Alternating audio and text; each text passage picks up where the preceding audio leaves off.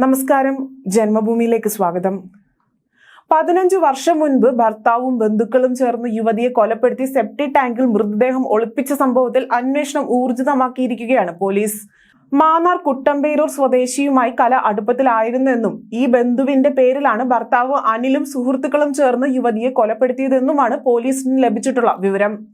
ഒന്നാം പ്രതി അനിലിന്റെ പിതാവ് തങ്കച്ചൻ, മാതാവ് മണിയമ്മ, അനിലിന്റെ ഇപ്പോഴത്തെ ഭാര്യ ശുഭ എന്നിവരെയും മാന്നാർ പോലീസ് 1 മണിക്കൂറോളം ചോദ്യം ചെയ്തു. അനിലിന്റെ വീട്ടിലെ അടച്ചിട്ട മുറിയിലായിരുന്നു പോലീസ് വിവരങ്ങൾ തേടിയത്. പഞ്ചായത്ത് അംഗം പുഷ്പ ശശികുമാറിൽ നിന്നും വിവരങ്ങൾ ശേഖരിക്കുകയും ചെയ്തു. തന്റെ വാർഡിലാണ് സംഭവം നടന്നതെന്നും പ്രതികളെ അറിയാമെന്നും കൊലപാതക വിവരം ഇപ്പോഴാണ് അറിയുന്നതെന്നും പഞ്ചായത്ത് അംഗം പോലീസിനെ അറിയിച്ചു. ആലപ്പുഴയിൽ നിന്നുള്ള ഫോറൻസിക് ഉദ്യോഗസ്ഥർ ഇന്നലെയും പരിശോധന നടത്തി. അനിലിന്റെ വീട്ടിലെ സെപ്റ്റിക് ടാങ്ക് പരിസരത്തായിരുന്നു പരിശോധന നടത്തിയത്. കലയെ കൊലപ്പെടുത്തി മൃതദേഹം ടാങ്കിലിട്ട് എന്ന പ്രതികളുടെ മൊഴി അനുസരിച്ച് കഴിഞ്ഞ ദിവസം ടാങ്ക് തുറന്ന് പരിശോധിച്ചിരുന്നു. ഇവിടെ നിന്നും തെളിവുകൾ ലഭിച്ചിട്ടുണ്ട് എന്ന് ജില്ലാ പോലീസ് മേധാവി ചൈത്ര തെരേസ ജോൺ പറഞ്ഞു.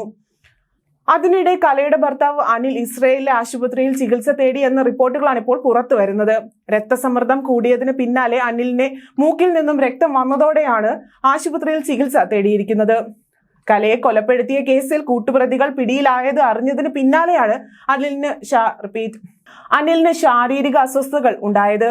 അനിൽ ചികിത്സ തേടിയ വിവരം ഇസ്രയേലിലെ ആശുപത്രിയിലെ ഡോക്ടർമാരാണ് അനിലിന്റെ ബന്ധുക്കളെ വിളിച്ചറിയിച്ചിരിക്കുന്നത് എന്നാണ് പോലീസിന് ലഭിച്ച സൂചന. ബന്ധുക്കളായ 5 പേരെ പോലീസ് കസ്റ്റഡിയിൽ എടുത്തതെന്നും വീട്ടിലെ സെപ്റ്റിക് ടാങ്ക് തുറന്ന് പരിശോധിക്കുമെന്നും ബന്ധുക്കളിൽ നിന്ന് അനിൽ അറിഞ്ഞിരുന്നു. തുടർന്നാണ് രക്തസമ്മർദ്ദം കൂടിയതെന്നാണ് വിവരം ലഭിക്കുന്നത്. മാന്നാറിൽ 15 വർഷം മുൻപ് കാണാതായ യുവതിയെ ഭർത്താവും കൂട്ടുകാരും ചേർന്ന് കൊന്ന് സെപ്റ്റിക് ടാങ്കിൽ തള്ളി എന്ന വെളിപ്പെടുത്തലിൽ ഇന്നലെയാണ് 3 പ്രതികളെ അറസ്റ്റ് ചെയ്തത്. ജിനു, പ്രമോദ്, സോമരാജൻ എന്നിവരെയാണ് അറസ്റ്റിലായിരിക്കുന്നത്.